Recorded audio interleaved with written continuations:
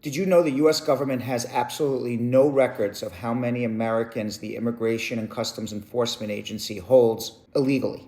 They have no record of how many Americans are being detained, and they have no record of how many Americans are unlawfully deported. Yet it's happening.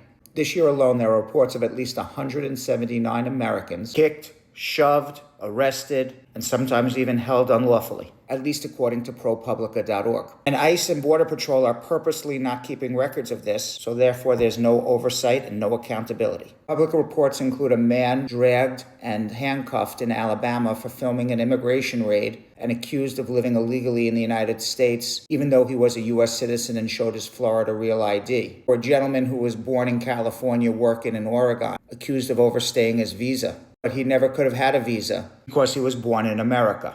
Or a guy in Texas who sat in detention for 2 days despite showing his birth certificate and was only released after his family found his passport 48 hours later. I know for a fact as a lawyer I've handled multiple cases of Americans deported that I had to bring back. And it's going to happen more now that the Supreme Court is allowing immigration to conduct sweeping raids in cities and stop people based on appearance. You look like an immigrant. The Supreme Court rationale was that if immigration stops an American, they'll quickly realize it and release them. Imagine I have to advise people to have copies of passports and naturalization certificates in their phone. The number right now is 179 plus Americans detained. It should be 0.